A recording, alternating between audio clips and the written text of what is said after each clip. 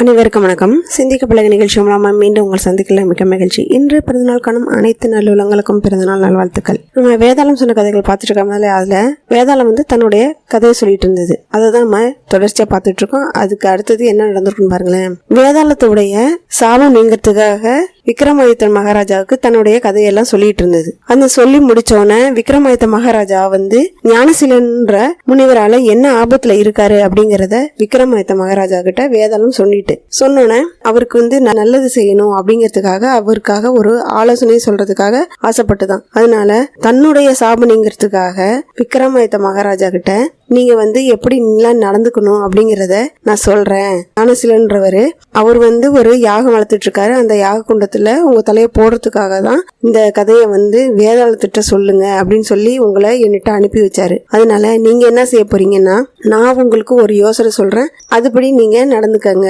அப்படின்னு சொன்னோன்னு விக்ரமாதித்த மகாராஜாவும் சரி நீங்க சொல்றதுனால நல்லது நடக்கும் அப்படின்னு சொல்லி நான் நம்புறேன் அப்படின்னு சொல்லி என்ன செஞ்சாராம், விக்ரமாதித்த மகாராஜா வேதாளம் சொன்னது படி நடந்துகிட்டாராம். என்ன சொன்னது அப்படின்னா, ஞானசீலன்றவர் உங்களை என்னை தூக்கிட்டு வர சொன்னோன்னு நீங்க அவர்கிட்ட கொண்டு போய் என்ன ஒப்படைச்சோன்னு அவர் ஆத்தங்கரையில போய் நீங்க குளிச்சுட்டு வாங்க. குளிச்சுட்டு நீங்க இந்த காளி தெய்வத்தை நமஸ்காரம் பண்ணுங்க, கீழே விழுந்து கும்பிட்டீங்கன்னாக்கா உங்களுக்கு நல்லது நடக்கும் அப்படின்னு சொல்லுவாரு. ஆனா அது எனக்கு தெரியாது அப்படின்னு சொல்லிட்டு ஞானசீலன்ட்ட நீங்க அது மாதிரி செஞ்சு காமிங்க, அதன்படி நான் நடந்துக்கிறேன் அப்படின்னு சொல்லி விக்ரமாதித்த மகாராஜா கிட்ட சொல்லி தந்துதான். உடனே அவரும் என்ன பண்ணாரு, ஞானசீலன்ட்ட போய் அதே மாதிரியே சொன்னாராம். அது போலவே என்ன செஞ்சாராம், ஞானசீலனும் தனக்கு தேவையான வரம் காளிகிட்ட இருந்து கிடைக்கணும் அப்படின்னாக்கா நம்மளும் விக்ரமாதித்த மகாராஜா கிட்ட எந்த அளவுக்கு நம்ம அடிபணிஞ்சு போகணுமோ அந்த அளவுக்கு நம்ம அடிபணிஞ்சு போகணும், அவர் சொன்னதுல நம்ம கேட்கணும் அப்படின்னு சொல்லி முடிவெடுத்தாராம் ஞானசீலன்.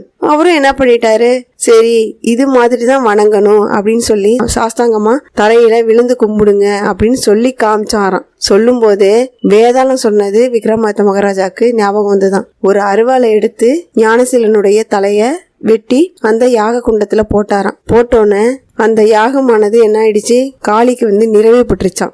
உடனே யார் அந்த யாக குண்டத்துல 1000 தலைகளை பலி கொடுக்கறாங்களோ அவங்களுக்கு மட்டும்தான் காளி வரம் கொடுக்கறதா இருந்துதான். அது விக்ரமாதித்த மகாராஜா தான் செஞ்சாரு. அதனால விக்ரமாதித்தன் முன்னாடி காளி தோன்றி என்ன பண்ணாங்க, அவருக்கு ஒரு வரம் கொடுத்தாங்களாம். நீங்க என்ன வரம் கேக்குறீங்களோ கேளுங்க அப்படின்னு சொல்லி விக்ரமாதித்த மகாராஜா கேட்டோன்னு விக்ரமாதித்த மகாராஜா சொன்னாராம், நான் இது வரைக்கும் பார்த்ததுல 999 தலைய ஞானசீலன்றவர் இந்த யாக குண்டத்துல போட்டுட்டாரு. ஆனா அவங்க எல்லாரும் நல்லதுதான் செஞ்சாங்க, அவங்க எல்லாரும் உயிர் பெற்று வரணும் அப்படின்னு சொன்னாராம். காளி என்ன செஞ்சாங்களாம், வரம் கொடுத்து அந்த 999 அரசர்களும் உயிர் பெற்று வர மாதிரி செஞ்சிட்டாங்களாம். செஞ்சு முடிச்சிட்டு வேதாளத்துடைய சாபமும் நீங்கி அவரு அவங்க மனைவியோட சந்தோஷமா வாழணும், அதுக்கும் வழி சொல்லுங்க அப்படின்னு சொன்ன. அதுபடியே ஆகட்டும்னு சொல்லி காளி என்ன பண்ணாங்களாம், நல்லது செஞ்சுட்டு மறைஞ்சிட்டாங்களாம். இதுதான் வேதாளத்துடைய கதையா இருந்தது.